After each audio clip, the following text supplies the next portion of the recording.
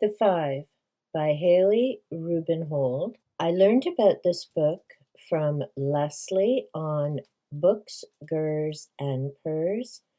So glad that I saw her talking about this book.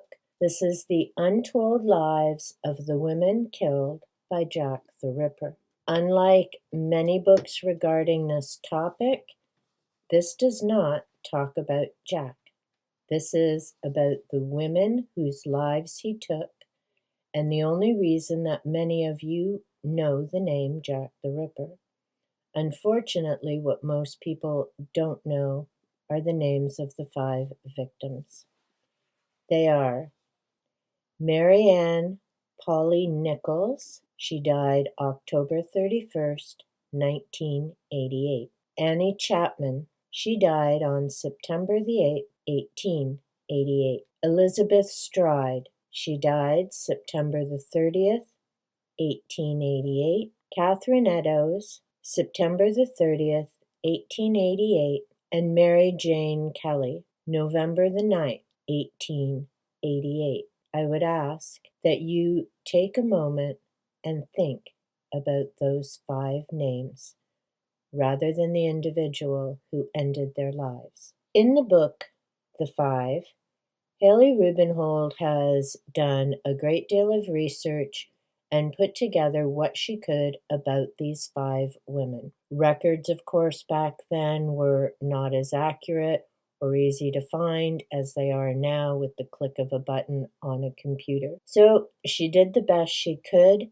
to honor these women and make sure that their memory continues. The Victorian era was a very different time period, and the author, Hallie Rubenhold, does an excellent job of giving us information and very much getting the reader into what that world was like. From pages 1 to 13, she talks about all the different events that were going on to truly give us an understanding of what it was like to be a woman in that time period, the various issues that were going on politically in terms of poverty and so many other issues. She also has a map which helps as you're reading through this information to understand where different things were happening, where the women and their families were living. So it's just a nice bonus to have that in the book as well. On page 5, after talking about some of the events going on, November the 13th, 1887, also known as Bloody Sunday. In 1887, so the year prior to the murders, Queen Victoria was celebrating her Golden Jubilee. A number of people, especially if they follow the royals, will be familiar with that. But there were a number of other things that were going on during that time period, and not everybody was out celebrating. There were a number of people living in poverty, living on the streets, unemployed. There was a lot happening. On page 4, on November the 8th, the police made a fatal decision. Sir Charles Warren, the commissioner of the police, banned all meetings in Trafalgar Square. Those who had come to see this site in the heart of London as a rallying place for the common man and a forum for political action interpreted this as a deliberate act of war. Plans were made for a demonstration on the 13th of the month. Its pretext was to demand that the Irish MP, William O'Brien, be released from prison. But the grievances expressed by the protesters extended far beyond this particular cause célèbre. More than 40,000 men and women gathered to make their point, and 2,000 police, along with the Queen's Life Guard and the Grenadier Guards, were there to meet them. Almost immediately, clashes erupted. The police, wielding truncheons, fell on the protesters. Those participating in the march had been advised to demonstrate peacefully. Yet many had come equipped with lead pipes, knives, hammers, and brickbats. 40 protesters were arrested, more than 200 were injured in the riot, and at least 2 more were killed. Unfortunately, Bloody Sunday, as it came to be known, did not signal the end of the conflict.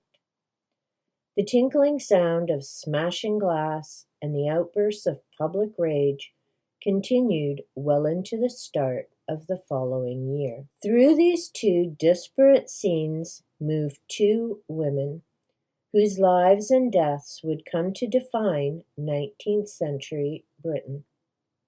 One was Victoria, who gave her name to the years 1837 to 1901. The other was a homeless woman called Mary Ann, or Polly Nichols, who was among those encamped at Trafalgar Square in 1887. Unlike the monarch, Polly would be largely forgotten, though the world would remember with great fascination and even relish the name of her killer, Jack the Ripper. The remainder of the book goes on to talk about the 5 women and what could be put together based on what records have survived. Obviously, the news reports were biased. We've always been told that they were prostitutes, which is inaccurate. Only one of the 5 worked in the sex trade. Others were mothers, struggling with addictions, struggling with so many different issues.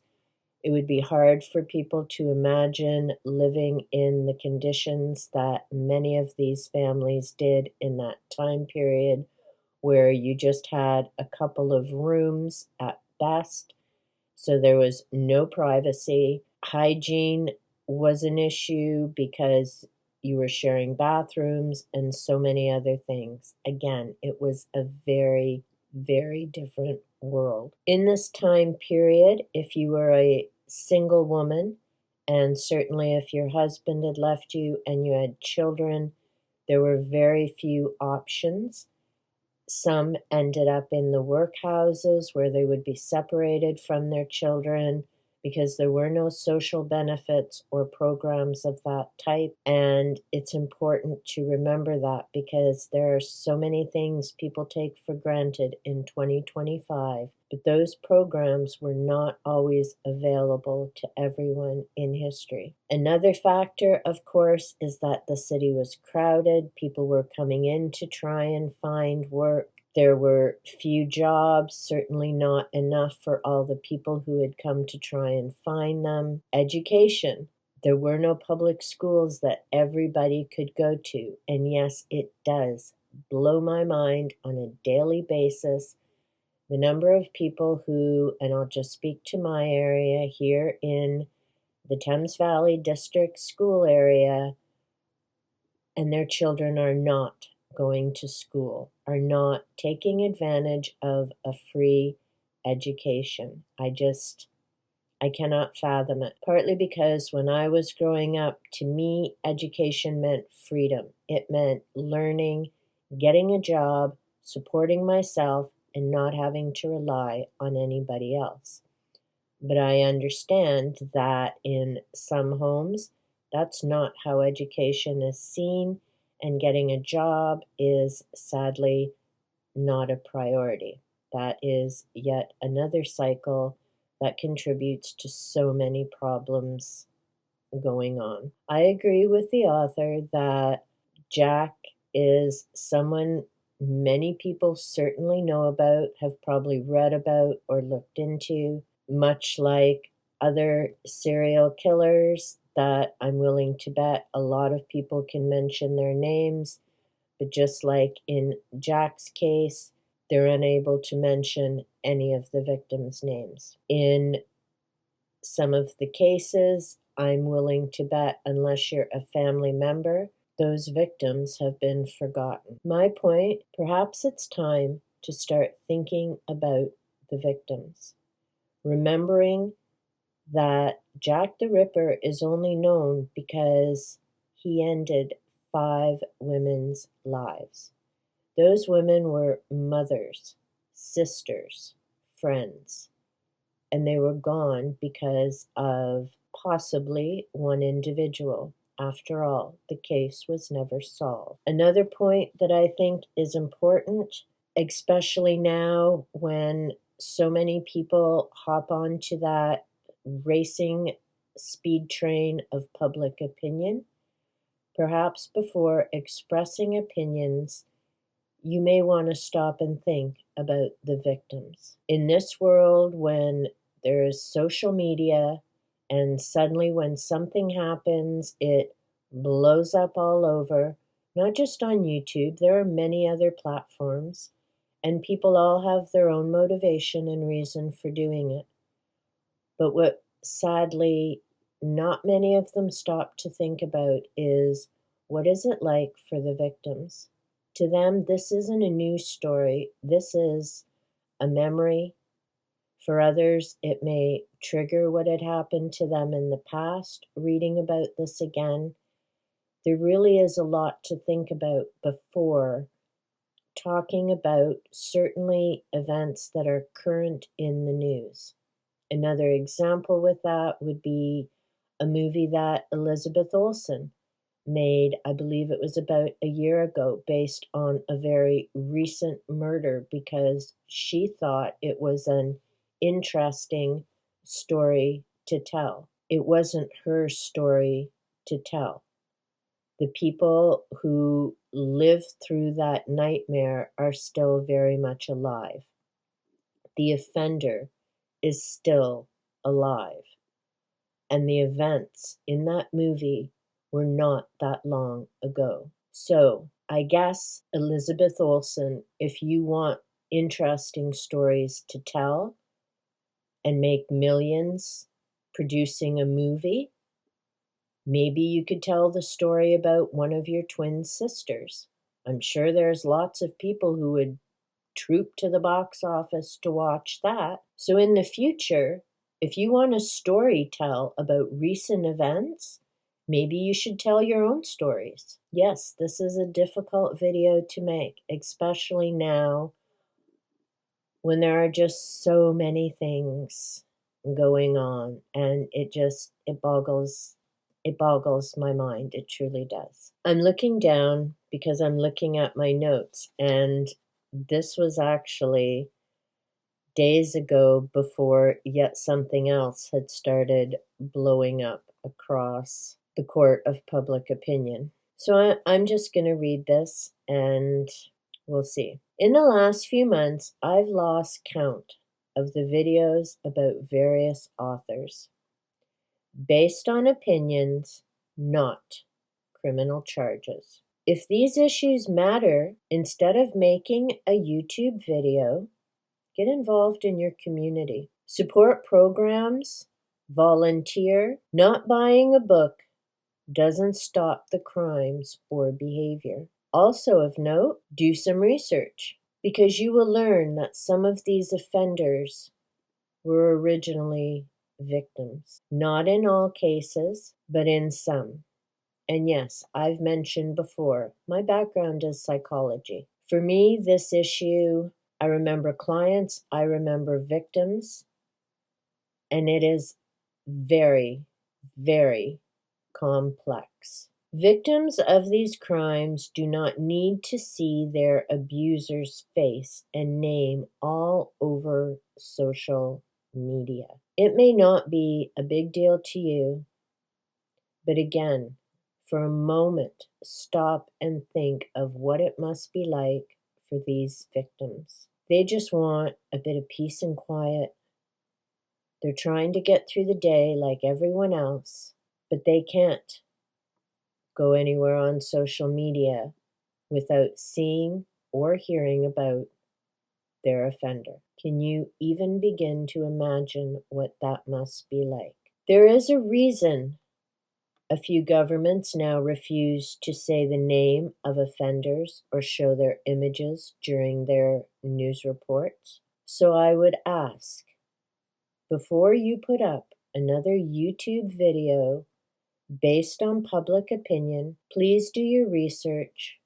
Please consider the victims, and please take time before you put that up. In closing, I would like to read from page 294. We have grown so comfortable with the notion of Jack the Ripper, the unfathomable, invincible male killer, that we fail to recognize that he continues to walk among us. In his top hat and cape, wielding his blood-drenched knife, he can be spotted regularly in London on posters, in ads, on the sides of buses. Bartenders have named drinks after him. Shops use his moniker on their signs. Tourists from around the world make pilgrimages to Whitechapel to walk in his footsteps and visit a museum dedicated to his violence. The world has learned to dress up in his costume at Halloween, to imagine being him, to honor his genius, to laugh at a murderer of women. By embracing him, we embrace the set of values that surrounded him in 1888, which teaches women that they are of a lesser value and can expect to be dishonored and abused. We enforce the notion that bad women deserve punishment and that prostitutes are a subspecies of female. In order to keep him alive, we've had to forget his victims. We've become complicit in their diminishment. When we repeat the accepted Ripper legend in newspapers, in television documentaries, and on the internet, when we teach it to school children without questioning the origin of the stories or the sources, without considering the reliability of the evidence or the assumptions that contributed to forming it, we would not only assist in perpetrating the injustices committed against Polly, Annie, Elizabeth, Kate, and Mary Jane, but we condone the basest forms of violence. It's only by bringing these women back to life that we can silence the Ripper and what he represents. By permitting them to speak, by attempting to understand their experiences and see their humanity, we can restore to them the respect and compassion to which they are entitled. The victims of Jack the Ripper were never just prostitutes. They were daughters, wives, mothers, sisters, and lovers. They were women. They were human beings, and surely that in itself is enough. I definitely recommend reading The Five, both to understand what life was like in the Victorian era and to remember the five women: Mary Ann Polly Nichols, Annie Chapman, Elisabeth Stride, Catherine Eddowes, and Mary Jane Kelly. May you rest in peace.